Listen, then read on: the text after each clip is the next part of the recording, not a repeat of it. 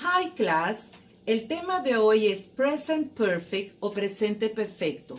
Este tiempo verbal, recuerden, que indica una acción que comenzó en algún punto en el pasado y se extiende hasta el presente.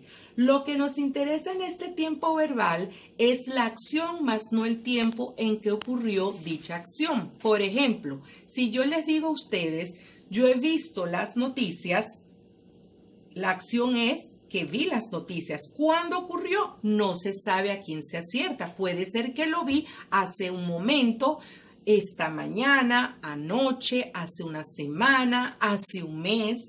No se sabe con certeza. Lo que sí se sabe es que en algún punto en el pasado comenzó y puede repetirse. La fórmula de presente perfecto es el siguiente. Tenemos subject, que es el sujeto, que puede ser nombre o pronombre, seguido del auxiliar has y have, cuya forma negativa es hasn't y haven't. Recuerden que has y have es el verbo tener, pero en presente perfecto funciona como auxiliar. Y ya que es un auxiliar, debe estar seguido de un verbo principal, que va a estar en past participle, participio pasado, seguido de su complemento. Recuerden que has, cuya forma negativa es hasn't, se utiliza con las llamadas terceras personas del singular, he, she o it. Y have y haven't se utiliza con el resto de los sujetos, I, you, we, you y they. Recuerden que hay dos you, un you singular y un you plural. El pasado participio del verbo tenemos que tener presente que existen los verbos regulares e irregulares. Recuerden que los verbos regulares son todos aquellos que forman el pasado al agregarle ed. Y los irregulares no tienen una fórmula. Vamos a visualizarlo mejor para hacer un pequeño repaso. Aquí tenemos una pequeña muestra. Presente, present, pasado, past, past participle, pasado participio. Tenemos varios verbos aquí y vamos a ver cómo se forma el pasado y el pasado participio de esos verbos. Fíjense en el primero, write, el verbo escribir. El pasado es wrote y el pasado participio es written. Fíjense que es totalmente diferente. Write pertenece al grupo de los verbos irregulares porque no tiene un patrón, no tiene una fórmula para formar, valga la redundancia, el pasado y el pasado participio. Pero después tenemos clean, cuyo pasado es cleaned y el pasado participio es cleaned. Fíjense que el pasado se forma con ed y el participio también, son igualitos.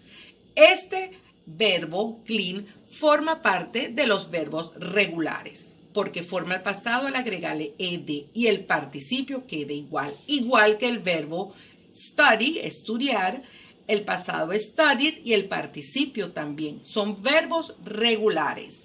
Fíjense el caso de bring, el verbo traer. El pasado es brought y el participio también es brought.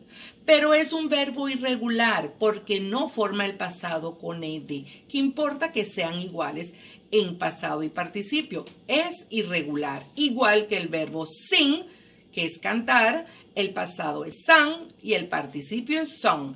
Igual que drink, que es el verbo beber, el pasado es drank, el participio es drunk.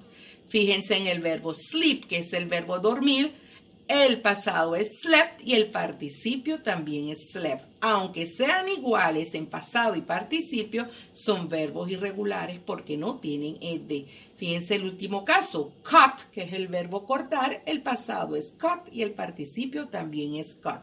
Y sigue perteneciendo al grupo de los verbos irregulares. Vamos con los ejemplos. Examples. Tenemos aquí, I have cleaned the house. Yo he limpiado la casa. ¿Cuándo se limpió? No se sabe. Lo que se sabe es que se limpió la casa. Tenemos el sujeto, que en este caso es un pronombre, seguido del auxiliar have, porque según la fórmula, I va con have. Un verbo en participio, que en este caso es un verbo regular porque tiene ed, más su complemento. Fíjense en el otro ejemplo. The kids haven't behaved good. Los niños no se portaron bien. Sujeto, aunque en este caso es un nombre, los niños, no es pronombre, seguido del auxiliar en forma negativa y el verbo en participio pasado, que es un verbo regular porque tiene ed. Katy has slept a lot. Katy, sujeto, seguido de has. ¿Por qué has? Porque Katy es she. Verbo en participio pasado, slept a lot. Fíjense que es un verbo irregular porque no tiene ed. Luego tenemos Mr. Harris hasn't bought the car. El señor Harris no ha traído el carro.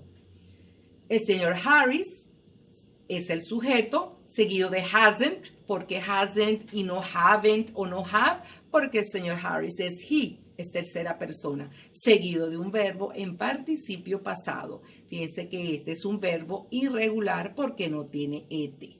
En las actividades que ustedes van a desarrollar, van a tener una serie de oraciones que completar, cambiar a pregunta y responder en forma afirmativa y negativa larga. Por ejemplo, ustedes van a tener una oración así. Tenemos aquí el sujeto y tenemos el complemento. ¿Qué nos falta? Nos falta el auxiliar y nos falta el verbo en participio pasado para que sea presente perfecto. ¿Cuál es el auxiliar que le corresponde a I? Según la fórmula que les indiqué, va have. Have es el auxiliar que le corresponde a I. Ahora, el verbo en participio te lo entregan entre paréntesis. Write está en presente. Usted tiene que buscar en la lista cuál es el participio pasado. No el pasado, el participio pasado. Recuerden que les decía que write es un verbo irregular. El pasado es wrote y el participio es written. Si ustedes colocan wrote, está malo porque es pasado más no pasado participio. Ahora bien, siguiente paso, ya tenemos una oración en presente perfecto. Sujeto, auxiliar, verbo en participio, complemento. Siguiente paso, cambiarlo a pregunta. Cuando se cambia a pregunta, primero se coloca el auxiliar. Have. En este caso, colocamos you. ¿Por qué you? Porque yo no me voy a preguntar a mí misma. Podría hacerlo, pero la posición del hablante cambia. Entonces, have you written a book? ¿Has escrito tú un libro? Auxiliar, sujeto, verbo en participio y complemento. Fíjense que permanecen en su mismo sitio. Aquí simplemente se invierte, pero en este caso cambió el sujeto, el I cambió por you. ¿Ok? Y queda el mismo auxiliar. Vamos a responder en forma larga. Cuando se pregunta con you, se responde con I. Se responde con I.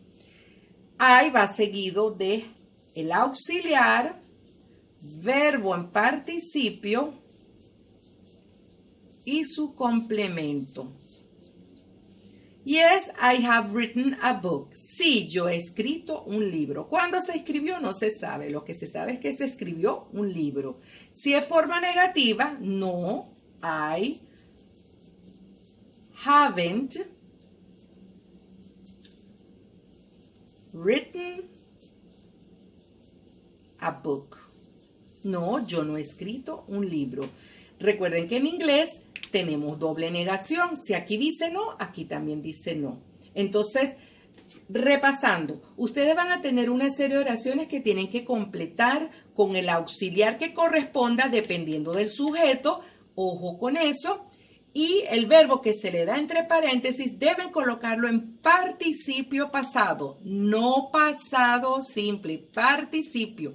Luego que completen la oración, lo cambian a pregunta. Cuando se cambia a pregunta, primero va el auxiliar, luego el sujeto y el resto de la oración queda igual, con su signo de interrogación. Luego ustedes van a contestar en forma afirmativa y negativa larga, dependiendo del sujeto. Recuerden que hay sujetos que cambian. Por ejemplo, en este caso, si se pregunta con you, se responde con I. Si se preguntara con I, se responde con you. Si se pregunta con you plural, ojo, se responde con we, que es nosotros. Si se pregunta con we, se responde con you, plural. Cuando son las terceras personas, he, she o it, se pregunta con el mismo sujeto y se responde con el mismo sujeto. Igual que they. Si se pregunta con they, que es ellos, se responde también con they. Sin más a qué hacer referencia por ahora, have a nice day.